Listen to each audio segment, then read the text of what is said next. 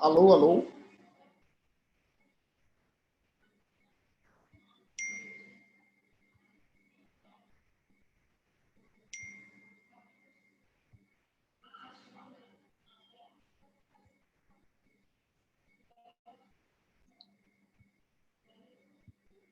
Boa tarde.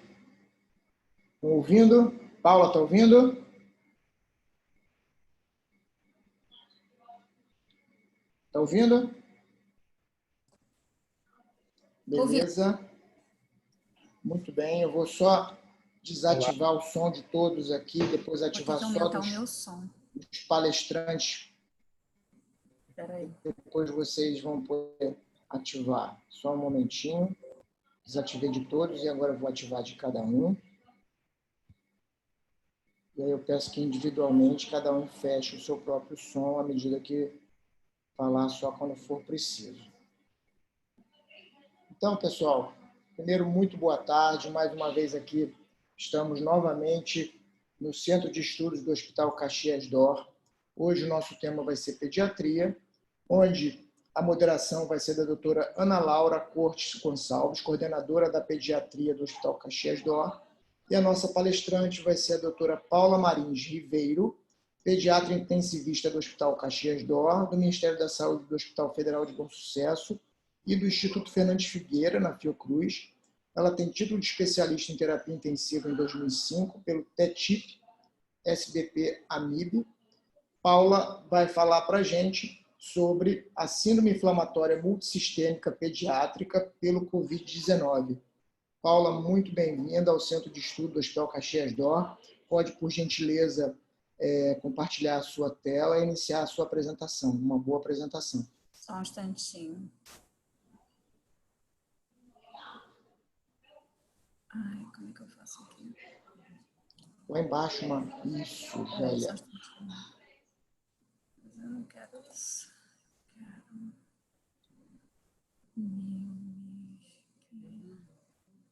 Não, eu quero.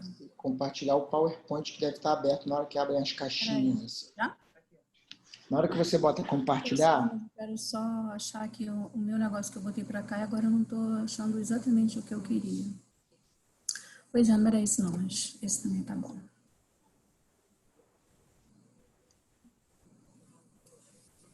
Só um instantinho, já vai entrar. Problema, não tem problema.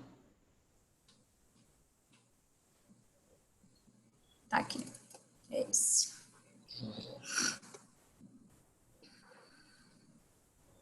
Vocês estão vendo agora? Todo mundo, todo mundo. Só colocar em modo apresentação. Certinho. Beleza. Boa apresentação. Oi? Então, boa apresentação. Tá bom, obrigada. Queria agradecer o convite e falar que fiquei muito lisonjeada em nome de todo o CTI pediátrico do Hospital Caxias d'Or. É um imenso prazer conversar com os colegas queridos.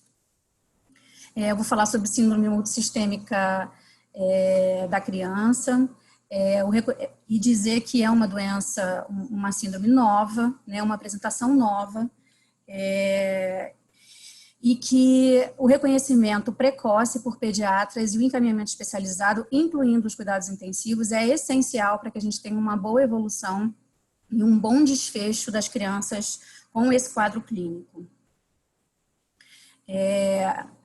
O quadro é um quadro novo, foi descrito uma nota de alerta no começo de abril de 2020, vindo da Europa, como um quadro inflamatório em crianças de 0 a 19 anos e que apresentavam esse quadro de 10 a 30 dias após ou a doença em si ou o relato de contato com Covid-19, tá? Então, pela definição da OMS, são crianças e adolescentes de 0 a 19 anos com febre há mais de 3 dias, sendo que pelo CDC pode ser apenas 1 dia de febre. E a criança precisa ter 2 dos seguintes critérios: uma conjuntivite não purulenta ou uma erupção cutânea, ou sinais de inflamação mucocutânea, oral, mãos ou pés. O quadro pode vir com uma situação de hipotensão ou choque, características de disfunção miocárdica, pericardite, valvulite, anormalidades coronarianas, incluindo achados de eco, troponina ou BNP elevados. Evidência de coagulopatia, então alterações de TAP-PTT, dedímero, e problemas gastrointestinais agudos, diarreia, vômito ou dor abdominal. Lembrando que o quadro abdominal ele está presente nos relatos, nos relatos de envolvimento em até 80% dos casos. Então, a gente vai ter marcadores inflamatórios e, além de 2 desses critérios, você tem que ter também marcadores inflamatórios elevados, proteína C, procalcitonina, nenhum outro quadro associado, quer dizer, você tem que excluir que você tenha alguma outra infecção adjacente, então sepsis bacteriana, virais, outras, né?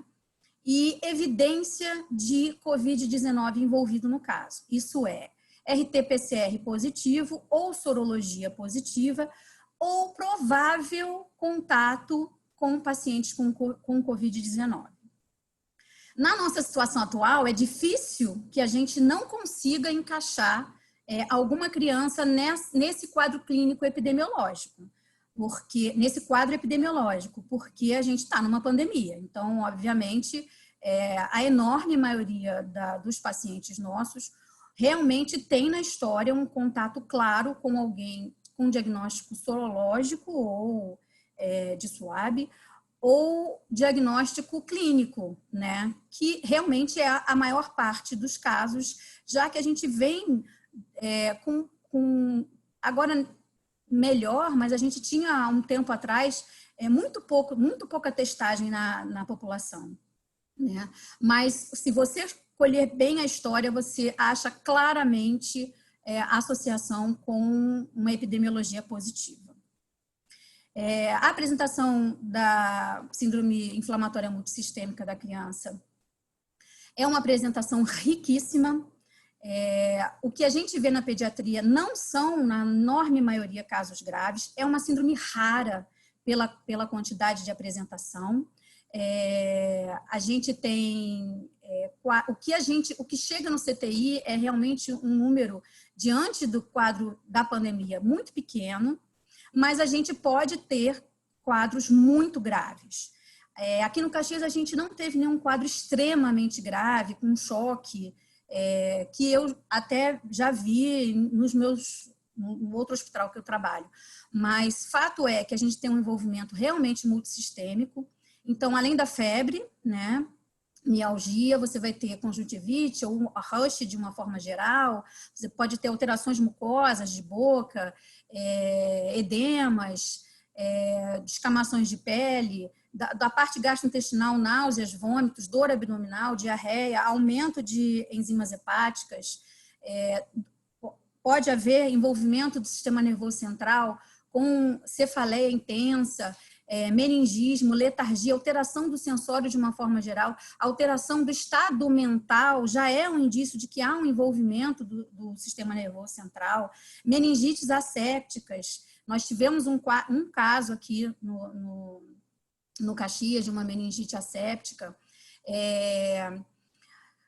e o envolvimento cardíaco é o envolvimento mais temido, porque normalmente os casos muito graves, com choque, com síndrome de choque tóxico, tem um envolvimento cardíaco muito importante, com disfunção cardíaca importantíssima, sinais clínicos de miocardite. Uma das coisas que chama muita atenção, e isso é uma coisa que chama muita atenção no paciente pouco grave, nos casos leves a moderados, é a taquicardia mantida, mesmo após reposição volêmica, mesmo num quadro clínico muito leve. Desconfie que você está num quadro inicial. Fique atento de um quadro inicial, porque a taquicardia ela chama muita atenção, né, nesse envolvimento miocárdico que não está ainda grave ou não vai ficar grave, né?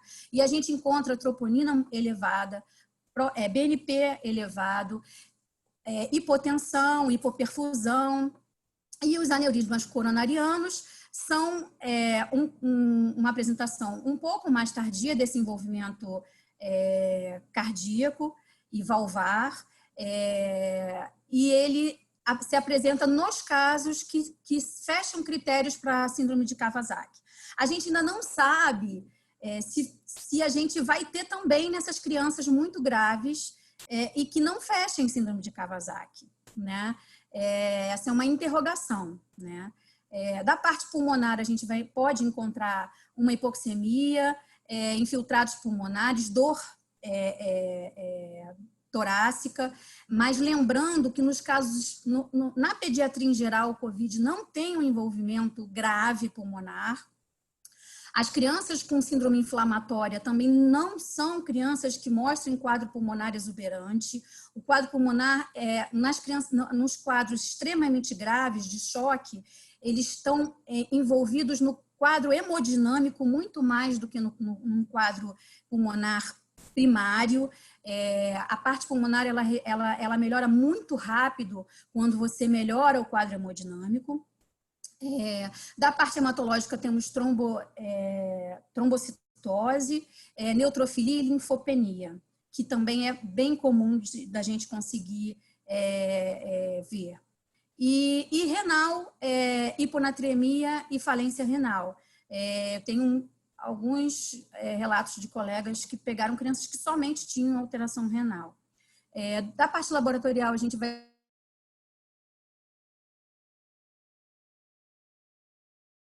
elevado, interleucina 6, que para a gente é um pouco mais difícil de dosar, também elevada, um fibrinogênio que pode estar alterado ao longo desse quadro, procalcitonina, CPK, dedímeros muito aumentados, e esse é o quadro clínico geral. Isso quer dizer, você pode ter desde um quadro extremamente florido, com um acometimento de todos os sistemas, até quadros que são a maior parte, né, pelo menos aqui no Caxias e na maior parte das vezes que a gente tem visto, com quadros abdominais floridos e com marcadores inflamatórios extremamente elevados associados a rash. Isso já fecha critério, né? Então, se a gente tiver um alto nível de suspeição, que isso é importante para os casos raros, nós faremos o diagnóstico. São espectros da doença, né? Então, além do quadro clínico do MISC, você pode ter um quadro clínico que feche critérios para a síndrome de Kawasaki, desde da nota de alerta no início de abril sobre o quadro, se tem dados de que nós tivemos um aumento no mundo de até 30 vezes o número de síndromes de Kawasaki, que é um quadro que a gente não vê comumente, né? E para que a gente feche dentro desse quadro síndrome de Kawasaki, nós temos que ter febre de 5 ou mais dias e pelo menos 4 dos 5 sinais, quer dizer, rash polimórfico, então você pode ter rash cutâneo de várias formas diferentes. Aqui o que a gente vê mais é aquele rash micronodular ou urticária. Os rachas podem ser urticariformes. Conjuntivite seca, bilateral, edema de pés e mãos, adenomegalias cervicais com mais de 1,5 centímetro e alterações de cavidade oral, ressecamento de cavidade oral, rachaduras labiais, língua em framboesa. Né? O Kawasaki incompleto é quando você não consegue fechar essas quatro características da síndrome de Kawasaki associada à febre. Então, a gente teria, num Kawasaki incompleto, febre acima ou igual a 5 dias, só que com 2 ou 3 daqueles critérios. Ou uma criança que tenha febre acima de 7 dias sempre deve ser suspeito de síndrome de Kawasaki. Associado a PCRs acima de 3, VHS acima de 40 e logo a gente colhe logo os outros para a gente não ter que ter 2 coletas, né? Então, você provavelmente terá 3 dos seguintes outros laboratórios. Anemia para a idade, as plaquetas acima de 450 mil, é comum a plaquetose, principalmente depois do 7º dia de febre, albumina abaixo de 3, aumento de transaminase, neutrofilia com acima de 15 mil, e uma das coisas que pode ocorrer, que a gente tem visto em alguns casos, é a piúria asséptica, tá? E outra coisa é o ecocardiograma com sinais de inflamação, tá? Valvulites, miocardite. Então, se você fecha esses critérios, você deve tratar, deve fechar como um Kawasaki incompleto e tratar. O tratamento faz uma enorme diferença na evolução do Kawasaki. Estima-se que com o tratamento devido, que é a imunoglobulina, se diminua a evolução para aneurisma, que é o maior temor dentro dessa doença, de 25% para 4%. Isso é uma diferença muito importante. Um outro espectro da doença, e aí sim você vai ver uma síndrome hematofagocítica já num quadro clínico que evoluiu, que não teve normalmente que não teve nenhum tratamento. Isso pode acontecer com uma evolução de uma tormenta de marcadores inflamatórios, e aí se passa para um nível de tratamento totalmente diferente do que a gente normalmente precisa lançar a mão. Então, nos exames laboratoriais, só para poder a gente ficar bem fechado, o inicial é hemograma, gasometria, TGO, TGP, gama-GT, bilirrubina, albumina, LDH, triglicerídeos, lactato, TAP, PTT, o dedímero fibrinogênio, PCR, VHS, procalcitonina, ferritina, interleucina. A gente sabe que muitas dessas coisas não são factíveis em muitos hospitais, mas nos nossos hospitais é possível. Troponina, ProBNP, CK, CKMB, o EAS, por conta da questão da piúria. Culturas, sorologias, painel viral, que a gente faz mesmo para os quadros onde a gente acha que tem envolvimento uma infecção viral, e o RT-PCR para COVID. As culturas e as sorologias, elas devem ser amplas, porque a gente não pode esquecer que a gente precisa excluir infecções outras, né? Raio-x de tórax, avaliar TC de tórax. A gente não faz TC de tórax rotineiro em pediatria, a gente tem toda a questão da radiação em crianças, e também porque nós não temos um quadro clínico normalmente torácico pulmonar muito exuberante, mas o eletrocardiograma e o eco é primordial. Deve ser feito de forma até de acompanhamento nos casos mais graves durante a internação. O Doppler venoso vai ficar por um segundo momento naquelas crianças mais graves, que tiveram um tratamento full e que tiveram mais riscos para trombose, né? A gente sabe que, diferente do adulto, a criança é muito mais pró-sangrante do que pró-trombótica, por conta de um endotélio vascular que se renova de uma forma muito mais rápida do que no adulto. Então, nós não temos uma exuberância de fenômenos trombóticos, apesar de termos dedímeros extremamente elevados nas crianças. Chegamos a ter crianças aqui no Caxias com 53 mil de dedímero. E a nossa média é em torno de 4, 5, talvez 7 mil de dedímero nas crianças que fecharam critérios para MISC. E punção lombar quando devido. O suporte básico inicial é a monitorização, oxigenoterapia com catéter e máscara, hidratação venosa ou expansão volumétrica com cristalóide e, dependendo da gravidade, antibiótico terapia empírica inicial. E o suporte avançado passa por monitorização invasiva, suporte respiratório com pressão positiva, VNI, intubação. Aminas vasoativas, a gente tem que lembrar da importância dos inotrópicos nesses quadros clínicos mais graves, porque o envolvimento cardíaco ele é enorme nesses quadros clínicos mais graves, com disfunções bem importantes, não tão importantes quanto nas miocardites por outros vírus, né? A gente vê que as disfunções, às vezes, elas não são gravíssimas, mas elas estão envolvidas num quadro clínico extremamente grave. E o imunomodulador, que no caso é imunoglobulina, para os casos de gravidade, os casos com síndrome de choque ou Kawasaki. O paciente que preenche critérios para MISC, então, ele vai receber com gravidade ou Kawasaki, ele vai receber imunoglobulina, a dose é de 2 gramas por quilo dose única, administrada a princípio em 8 a 12 horas. A gente tem que lembrar que os pacientes extremamente graves que têm essa alteração cardíaca, às vezes precisam de infusões mais lentas.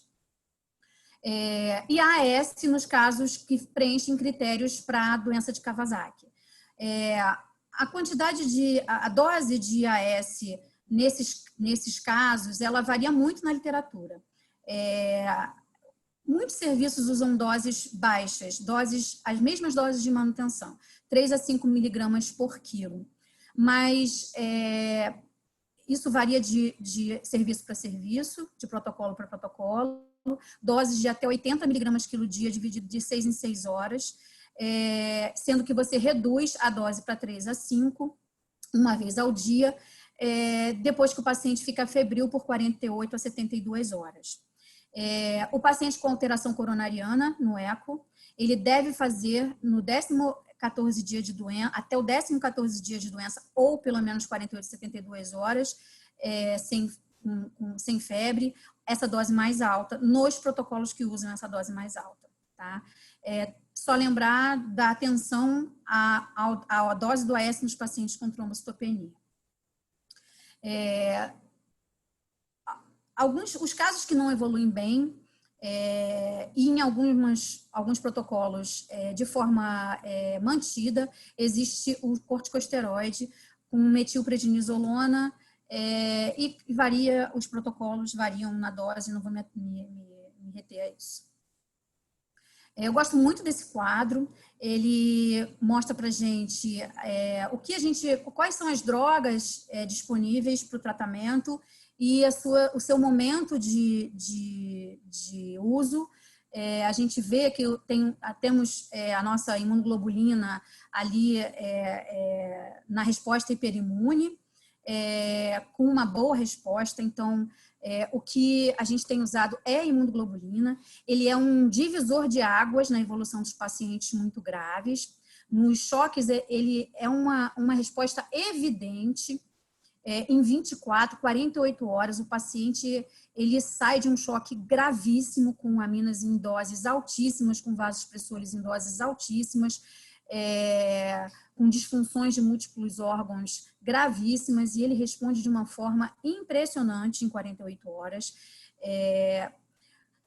Não vi, por enquanto, nenhum paciente que não tivesse uma boa resposta à imunoglobulina, tá?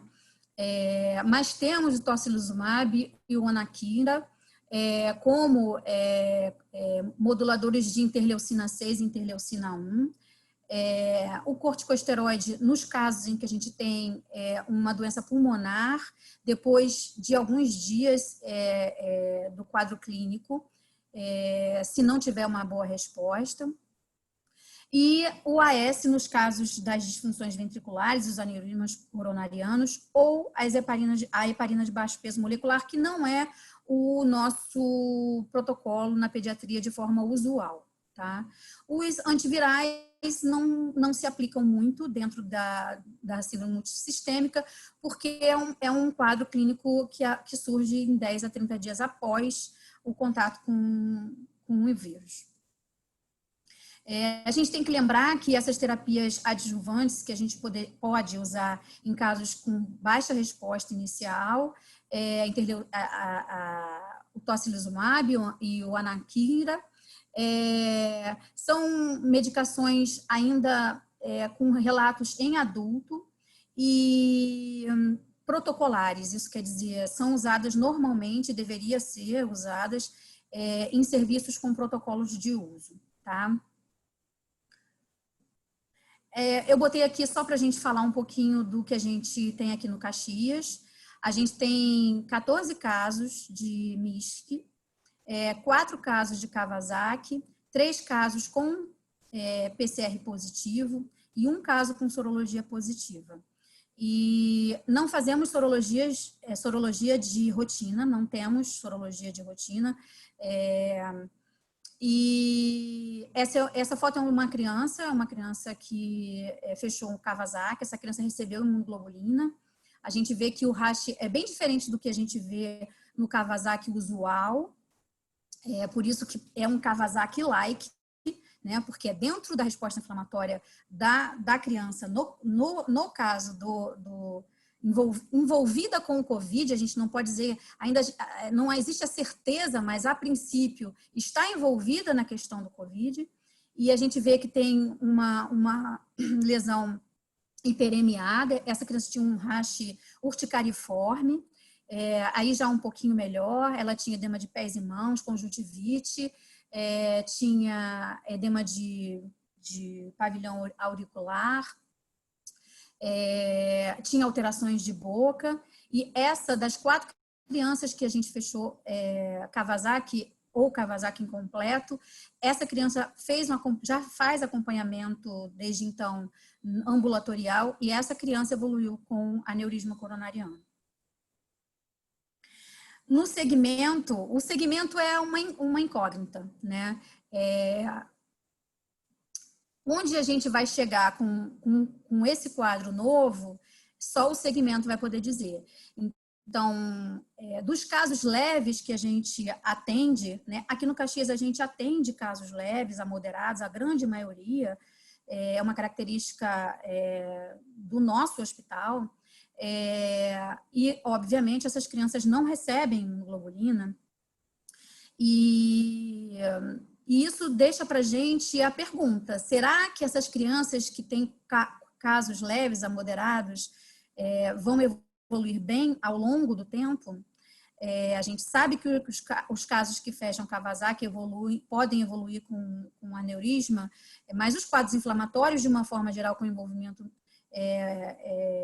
miocárdico, né, valvular, podem também apresentar aneurisma, né? E só o segmento vai poder dizer isso, né? Não sabemos ainda como será a evolução. Alguns serviços, alguns relatos, alguns artigos levantam essa questão sobre tratar ou não os casos leves a moderados, né? Então, o segmento seria muito importante. Ter um segmento muito bem organizado nos serviços seria muito interessante e importante para que a gente pudesse ver como isso vai evoluir. E eu queria agradecer a minha equipe toda do CTI, algumas pessoas estão participando, que têm tido um enorme interesse e estão sempre muito envolvidos nas evoluções dos nossos pacientes. Obrigada.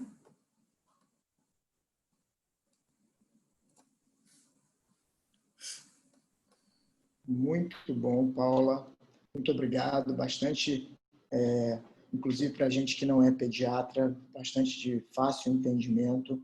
Eu vou, antes de passar a palavra para a Ana Laura, para ela moderar, só mencionar aqui que o professor Arnaldo Prata, né, grande amigo, querido, foi da minha banca no doutorado, coordenador, chefe da pediatria de toda a rede DOR, certamente vai nos brindar com algumas palavras depois. E antes de passar para a Ana Laura, eu queria fazer uma pergunta de leigo aqui, rapidinho, tá? Que eu não entendi muito bem. Os critérios mínimos para você classificar como MISC, que você falou vários critérios, mas 2, 3, então, quantos você... Então, daqueles primeiros critérios, você tem que ter 2. Né? Então, você tem que ter quadro abdominal, ou envolvimento cardíaco claro, ou quadro de envolvimento mucocutâneo, envolvimento hepático. Então, você tem que ter 2 daqueles critérios. Todos os outros, eles têm que existir. Então, marcadores alterados, história de contato, isso tem que estar presente, entendeu? Entendi. E, finalmente, a minha última pergunta, para não atrapalhar mais a discussão dos pediatras, é que você disse também em relação, quando vocês diagnosticaram Kawasaki-like, muitas são diagnosticadas como Kawasaki-like ou Kawasaki incompleto, e porque provavelmente ela veio com PCR negativo e acabou, você suspeita que elas foram Covid e não ter essa confirmação, é isso? Então, o que acontece? Na verdade, o Kawasaki é um Kawasaki dentro do MISC, né? Dentro da síndrome inflamatória da criança, que, ao que parece, sim, é associada ao Covid. Então, a gente não é exatamente o Kawasaki, né? É um quadro clínico que fecha critérios para Kawasaki dentro do MISC, né? É uma apresentação clínica dentro da síndrome inflamatória. Então, ele pode ser incompleto, porque isso é já um critério da síndrome de Kawasaki clássica. Você pode ter um Kawasaki completo ou incompleto, né? Porque o Kawasaki é uma síndrome inflamatória que está ligada a diversos patógenos, né? Então, o que a gente vê é um quadro que se assemelha muito, que fecha critérios para síndrome de Kawasaki dentro de um quadro nosocomial de síndrome multissistêmica, que é provavelmente associado ao Covid, por quê? Ou você tem sorologia positiva, ou você tem PCR positivo, ou você tem epidemiologia positiva. Né? Lembrar que dentro do quadro de síndrome multissistêmica, um número pequeno tem PCRs positivos, né? Gira em torno aí nos artigos de 20%, mais ou menos 25%, você terá PCR positivo. Como o quadro clínico é um quadro clínico que é relatado 10 a 30 dias após o COVID, né? Ter COVID ou ter contato com ter a doença ou ter contato, você pode realmente ou não ter PCR positivo, porque depois de 14 dias, com certeza, o seu PCR, a princípio, a enorme maioria das pessoas, não teria mais PCR positivo e você só conseguiria fazer esse laboratorial positivo para COVID com sorologia. Excelente, muito obrigado. Ana Laura, por favor, pode fazer suas considerações.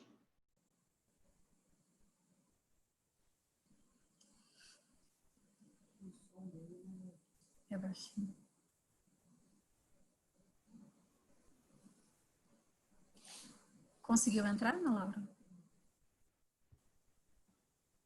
Está conseguindo abrir o áudio aí? Tenta aí. Está liberado para todo mundo abrir o áudio. Agora foi. Olá, boa tarde. Primeiramente dizer que é um prazer estar aqui com vocês, assim, agradecer a oportunidade da pediatria poder expor, né, tudo que a gente tem feito nesse período com um tema tão atual.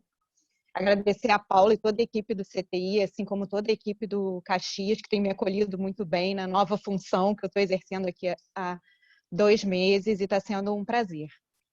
Né? Foi excelente, Paula, obrigada mais uma vez por ter aceitado fazer essa palestra para a gente, né? Dar essa aula para a gente, e foi brilhante, assim, na minha opinião, mais uma vez, excelente.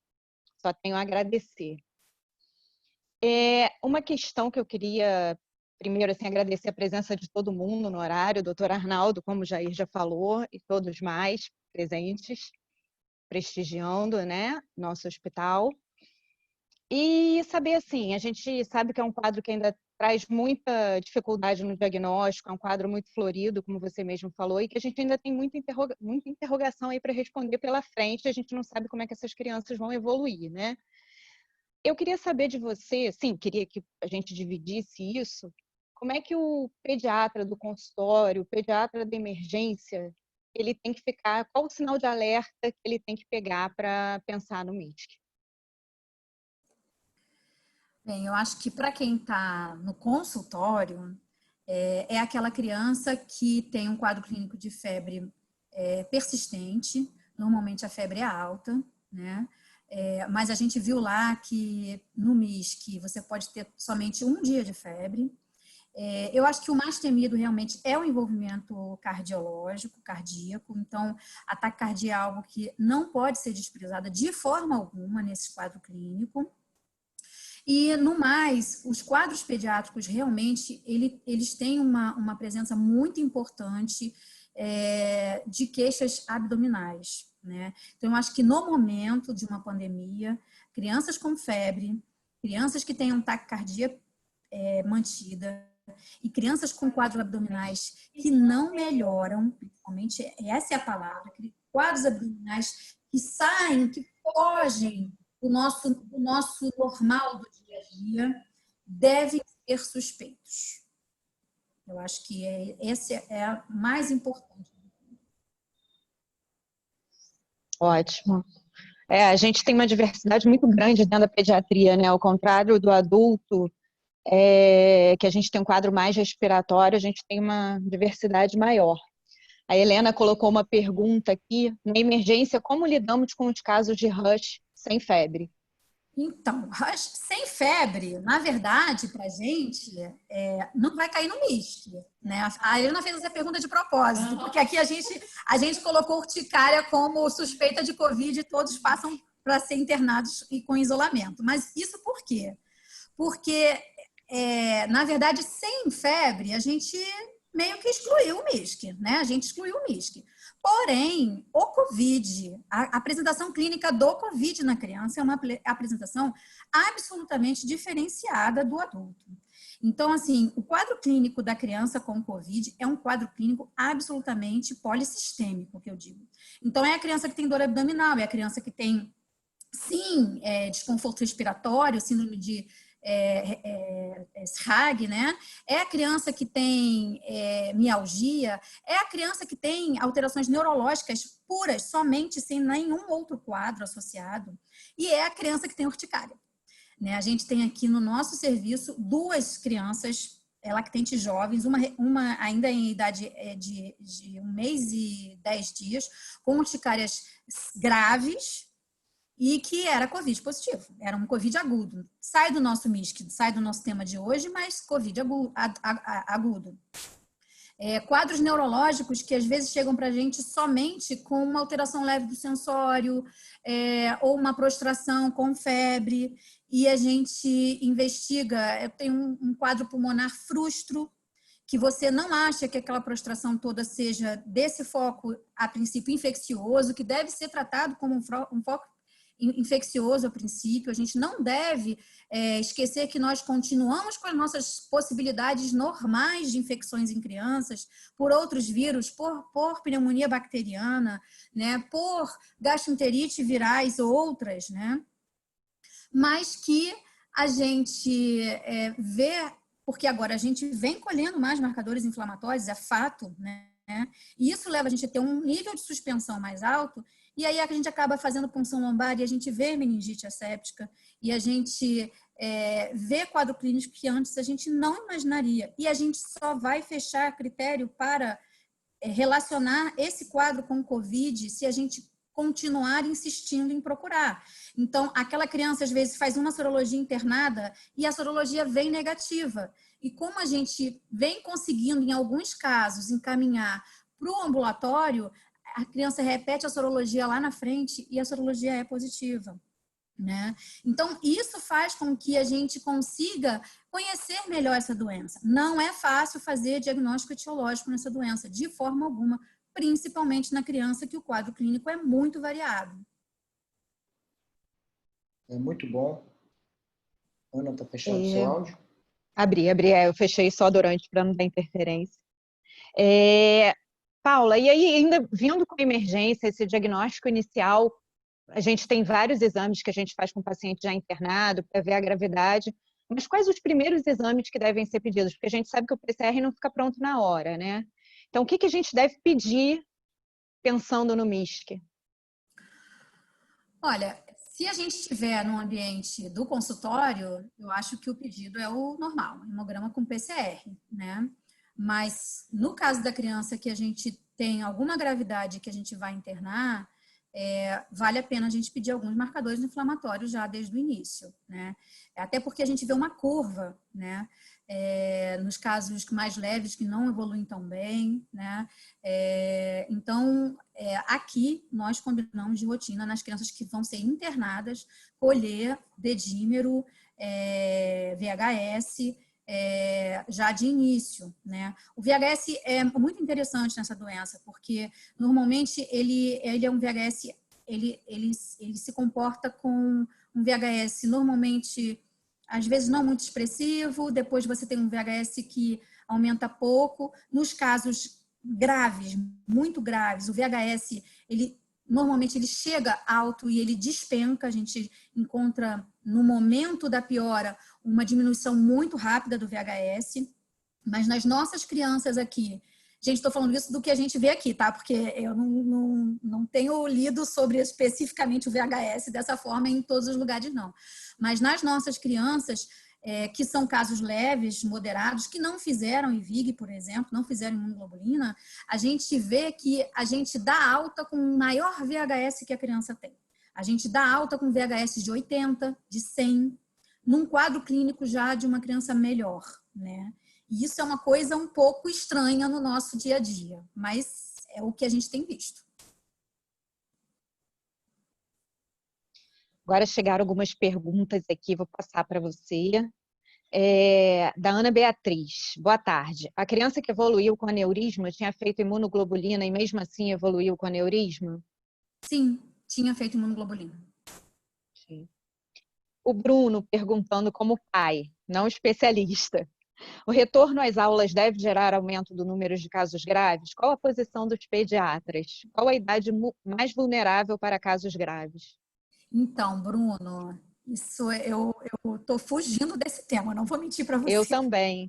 Porque esse tema é um tema que envolve questões não só médicas, né? E isso é um problema. Mas eu acho que sim, obviamente, se as crianças vão estar mais expostas, nós teremos mais casos. Tanto é que nós não esperávamos na pediatria que a ausência da escola fosse ter um impacto enorme e impressionante em todas as doenças, né? Nós não tivemos nada de bronquiolite esse ano, nada de envolvimento com influenza esse ano, nem com RSV, que é o nosso normal, né? Então, a ausência da escola está envolvida numa diminuição enorme de doenças infecciosas. E o Covid também, porque é uma doença infecciosa. Então, eu acredito que, como muitas outras pessoas, né, e que estão preocupadas, e sim, o retorno às aulas terá um impacto importante no número de pacientes na pediatria, né? E o número de gravidades é só uma consequência, né?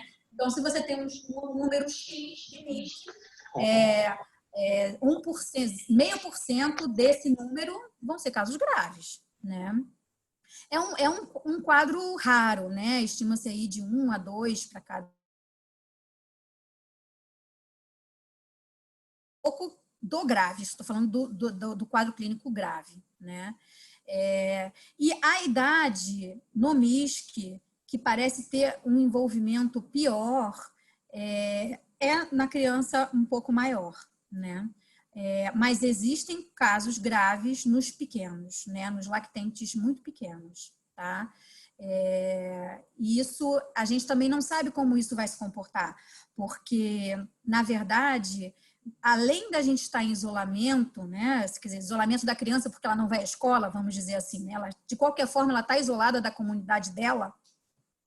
Nós temos uma diferença entre esse impacto na faixa etária, porque mesmo fora da escola, as faixas etárias elas têm exposições diferentes quando estão em casa, né? Então, a volta à creche junto com as crianças maiores vão ter impactos diferentes nessas idades, né? E eu acho que a gente só vai saber isso quando a gente realmente tiver esse retorno, que é inevitável, né? Em algum momento ele vai acontecer, né? Muito bom, eu queria aproveitar aqui, chamar a palavra o professor Arnaldo Prata, né? Arnaldo, muito bem-vindo aqui ao nosso Centro de Estudos, obrigado por prestigiar o Caxias D'Or, e eu tenho certeza que o Arnaldo está envolvido com a pesquisa na Covid, eu vejo isso lá na maternidade escola, numa coleta incessante da Penélope, junto com a Mariana, né, dos prontuários. Então, certamente tem bastante coisa para contribuir para a gente. Bem-vindo, professor. Meu caro Jair, Boa tarde a todos. Inicialmente, eu queria dar os parabéns ao Jair pela condução aí das atividades científicas do Centro de Estudos do Caxias e também, já que você falou na maternidade escola, da maternidade escola também. Você deu um grande impulso às atividades científicas de ambos os serviços e eu acho que isso é muito positivo. Ainda mais agora com essa nossa plataforma, né, de videoconferência, onde nós estamos agora com 100 participantes, 100 e poucos participantes na sala. Isso é muito bom e você está de parabéns por essa iniciativa.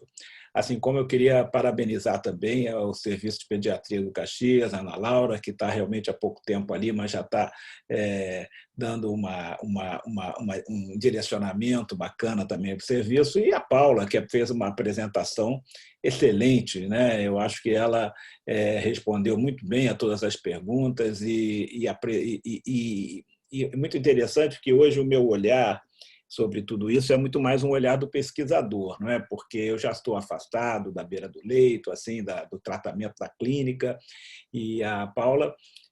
Então, as minhas curiosidades, eu acho que essa enfermidade ela está hoje trazendo muitas perguntas, mais perguntas. Nós temos muito mais perguntas com essa doença do que respostas hoje, né? E não só na criança, no adulto também, mas essa doença em especial, ela instiga, né, muitas pesquisas, muitas perguntas que eu tenho certeza que nós vamos ainda levar muito tempo aí fazendo pesquisas para tentar responder. Mas o que eu estava dizendo sobre a Paula é que ela mostrou uma casuística, não sei, coisa muito interessante, de 14 casos, e que refletem muito bem, né? Apesar de serem só 14 casos, por isso que eu disse, ela fez uma apresentação perfeita, mostrou os percentuais que, Paula, você mostrou, são os percentuais que a gente está acostumado a ver, né? Assim, na literatura, e com amostras maiores. Nós estamos para encaminhar para publicação, em breve, uma série de casos, com 41 casos. A Fernanda também está presente, Fernanda Lima, aí, está capitaneando essa publicação. E desses 41 casos, nós tivemos 21 confirmados e 20 sindrômicos não confirmados. E, de um modo geral, assim, todas os percentuais que você mostrou, né, de laboratório, de apresentação clínica, são os que a gente viu também nesse número de casos. É óbvio, os seus casos estão nessa casuística, mas nós conseguimos reunir casos de 15 UTIs, né, do Brasil, não apenas do Rio de Janeiro, e com números bastante semelhantes, né? Um predomínio absoluto de síndrome de Kawasaki, ou Kawasaki-like, né? Que é uma das perguntas assim que mais me atraem, né? Assim, o que é exatamente a síndrome de Kawasaki, né? Mais adiante, talvez se faça uma conexão dessa síndrome com o próprio Covid, com infecção, com o próprio coronavírus, né, com infecção prévia com coronavírus, não se sabe, mas claramente a associação é muito forte, né, tendo em vista que a gente está vendo agora, quando a gente está com toda a atenção voltada para a infecção pelo SARS-CoV, né, 2, a gente vê a sequência, algumas semanas depois, com o desenvolvimento da síndrome multi-inflamatória sistêmica em algumas crianças, né? Não são todas. Recentemente também, só para completar, concluir, Jair, nós publicamos um artigo no Jornal de Pediatria com um resumo de crianças com Covid no Brasil, né? Foram 79 casos, sendo 10 MIS.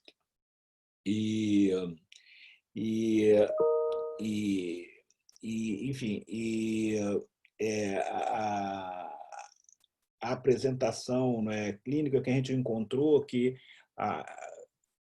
não se sabe claramente qual é a incidência em criança, porque não se testa, né, nem adulto, quanto mais criança, mas das crianças que internam, a gente observou que a chance da criança desenvolver um quadro grave de COVID é 5 vezes maior se ela tem uma comorbidade. Mas isso não foi visto na MISC. Comorbidade não é uma coisa que está presente nessas crianças com MISC. E, muito provavelmente, essas crianças desenvolvem MISC porque têm alguma predisposição genética ou alguma característica imunológica que faz com que elas evoluam com esse quadro. De modo que eu acho que está caminhando agora para tentar justamente avançar por essa questão imunológica e imunogenética, né? Por que determinadas crianças fazem quadros sintomáticos mais graves e outras porque fazem quadros de MISC. Elas claramente são crianças diferentes do ponto de vista genético, do ponto de vista imunológico, e é isso que ainda precisa ser descoberto. Mas eu acho que, pelo menos, a pediatria, né, teve poucos casos nessa síndrome, mas essa MISC veio trazer para os pediatras uma atenção e um foco e um ponto de vista bastante peculiar que não se vê no adulto, que é essa síndrome multi-inflamatória sistêmica. Então, mais uma vez, obrigado aí por me ceder a palavra. Parabéns à Paulinha e ao pessoal do Caxias. Obrigado, professor Arnaldo, muito querido, né? E eu queria dizer que obrigado pelo carinho, pelas palavras, não é dizer que aqui no Caxias esse trabalho não é feito sozinho. O Bruno Bandeira, que está aqui aparecendo na tela, e a Luciana Rezende, que também está na sala, a gente faz isso junto, né? Eu só sou o veículo, eu que tenho mais coragem de falar, eu sou mais cara de pau para falar, então os caras falaram assim, não, vai lá e fala. Mas está todo mundo envolvido na seleção dos temas, dos participantes, numa coisa bem variável, assim, para que a gente possa abranger várias especialidades e mostrar que o nosso hospital está preparado para a maioria dos agravos. Eu queria fazer uma última pergunta, Paula, e aí a pergunta de leigo mesmo, se essa, já que você disse que é até no final da adolescência, então, muito bem, se um adolescente de 17 anos, vou dar um caso clínico aqui para você, ele está evoluindo com 4, 5 dias de febre de 39 graus, né? E uma cefaleia intensa, fica com diagnóstico suspeito de meningismo e resolve se fazer, colhe um PCR da negativo, não tem história de Covid e resolve, por conta desse exame físico, fazer uma punção lombar, fez a punção lombar e esse líquor veio normal. Nesse mesmo dia, ele abriu um quadro profuso de diarreia, ficou 3 dias com diarreia e daqui a pouco ficou curado, não teve mais nada. Isso pode ser classificado como MISC? Então, aí vai depender. Depende se ele teve febre, ele teve cefaleia, teve envolvimento do sistema nervoso central e teve abdominal, né? E vai depender agora se ele tem marcador elevado, se a gente consegue encontrar na epidemiologia indícios de contato com o COVID e se ele tem efetivamente alteração desses sistemas que estão envolvidos, entendeu? O quadro clínico de gastroentérico é muito comum, como eu disse, né? A gente tem colite, adenite mesentérica, como quadros que a gente consegue deixar claramente descrito a presença da colite, da adenite, e isso ajuda muito nesses critérios. É um diagnóstico sindrômico, muitas vezes, que a gente só vai fechar a parte etiológica com uma provável epidemiologia positiva. Às vezes não é provável, é uma possível epidemiologia positiva. Você tem menos chance de estar envolvido com o COVID. Ainda assim, a suspeição ela deve acontecer, né? Mesmo que depois você fala, não, quadro que a gente pensou que fosse. E a criança fez punção lombar, por exemplo, e a gente teve um PCR positivo para pneumo. Tá bom, não era. Mas a gente suspeitou, né? Então a gente suspeitou e a gente excluiu. É a melhor dos mundos, né? Eu acho que é isso que a gente tem que imaginar, que a gente precisa suspeitar e precisa excluir as outras doenças. É curioso que esse quadro, os exames dessa criança foram todos normais. Essa criança é meu filho, tem 17 anos, tá? E do jeito que veio, ficou alguns dias doente, a gente ficou muito preocupado e ganhou uma punção lombar por causa disso, né? Mas eu acho que a minha impressão é de que ele conviveu comigo, eu tive Covid, fiquei aí no Exato, eu Caxias, lembro. internado, no CTI, e ele não teve. Depois a minha filha, que é gêmea dele, também teve, e uma cefaleia e febre alguns dias, mas isso foi logo depois que eu tive, e ele recentemente, muitos meses depois que eu tive. A pergunta é, quer dizer, a criança que teve Covid assintomática, que certamente é um número muito grande, pode desenvolver MISC e não se Mas confirmar a esse diagnóstico. maioria dos casos é dessa forma. A criança não tem quadro clínico de doença COVID. A E criança por vai ter isso a Covid está muito subdiagnosticada, né? Exatamente, né? Então, como a gente não testou aquela criança, e a outra questão é a sensibilidade do nosso laboratório para a COVID é muito ruim, então isso dificulta muito o nosso trabalho epidemiológico. Eu diria que se seu filho tivesse dosado os marcadores inflamatórios, provavelmente ele cumpriria critérios se a gente discutisse bem para MISC. Leve que não aconteceu nada, né? Que evoluiu bem. Olha, eu só quero destacar, muito obrigado, Paulo, destacar que aqui na sala tem pessoas muito queridas, o professor Grant, né, está aqui na sala, estou vendo, tem a Ilhan Arcanjo, que está lá longe, é minha comadre, pessoas muito do meu coração aqui, então eu peço, e o Bruno me pediu para eu chamar para a palavra, deixar aqui a doutora Natália Veiga, que é professora da Faculdade de Medicina de Petrópolis e intensivista da UTI-PED do Hospital Alcides Carneiro, em Petrópolis. Natália, pode prestigiar aqui o evento, falar algumas palavras para a gente? Olá, gente. Prazer enorme. Bruno me pegou de surpresa aqui, ele convidou. Estou eu aqui com os meus residentes também, estou com alguns residentes aqui assistindo, prestigiando, né?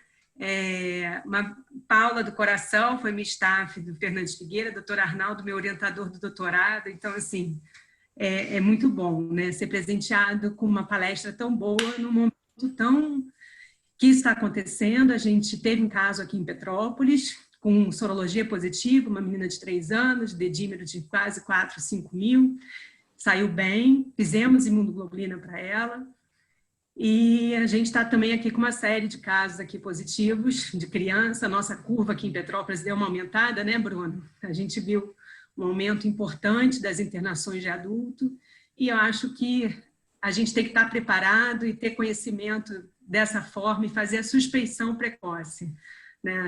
Aí acaba que todo mundo pensa, tudo pode ser Covid, e também, não é Covid porque é só um racha, é Covid, e a gente tem feito uns diagnósticos bem interessantes aqui também. Então, muito obrigada, um prazer enorme estar aqui com vocês. Obrigado, Natália, obrigado pelo prestígio, tá? Obrigada a vocês. Obrigado, eu agradeço Natália. a presença dos meus residentes aqui, que com certeza amanhã vão estar com uma visão diferenciada lá na... Obrigada. Ficamos felizes. Obrigado, Natália, por participar. Só deixar claro que a pediatria hoje é top 3, né? Encheu a sala, passamos de 100 pessoas na sala, a criançada fazendo sucesso, né, no Centro de Estudos Caxias d'Or, e saber que é um dos carros-chefes do nosso hospital, a pediatria. Temos a UTI-PED, a emergência, a UTI neonatal, e não só a internação, também na unidade de internação, e estamos com tudo. Vou abrir para alguma última pergunta, senão vou passar a palavra primeiramente para a Ana Laura, depois para a Paula, e aí a gente encerra. Alguma pergunta? Então, Ana Laura, por favor. Mais uma vez agradecer a oportunidade, a presença de todos vocês, doutor Arnaldo, Ilhan, que também já trabalhou comigo, e Grant, enfim, toda a equipe da pediatria, todos que estão nos assistindo aqui do Caxias também, que puderam prestigiar. Está sendo uma honra trabalhar nesse hospital com essa equipe. Agradecer a Paula pela excelente apresentação e a toda a UTI pediátrica pelo excelente trabalho que vem apresentando. É isso. Obrigado, Ana Laura. Vou passar Paula. a palavra a Paula. Eu queria só agradecer o convite e dizer que esse mundo da pediatria de manhã me falaram, todo mundo falando, eu não sei quem do hospital sabia da aula, o outro sabia da aula, e assim todo mundo ficou sabendo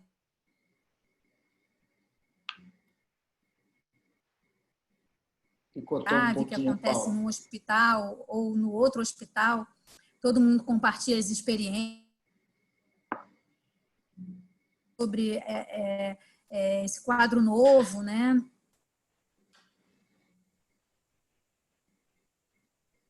Poder Muito, compartilhar o dia a dia, tudo.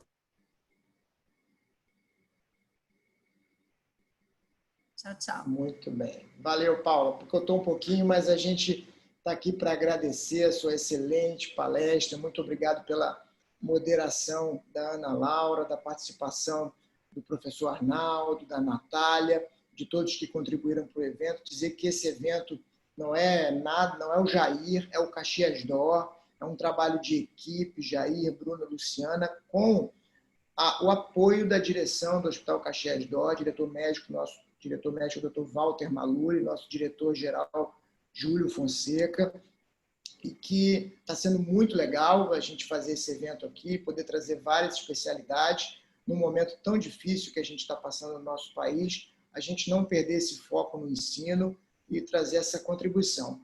Na semana que vem teremos novamente o nosso centro de estudos. Muito obrigado a todos, meus queridos, e até a próxima.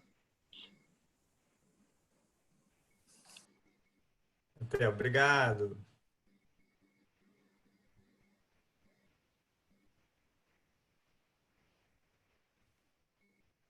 Parabéns, Paula.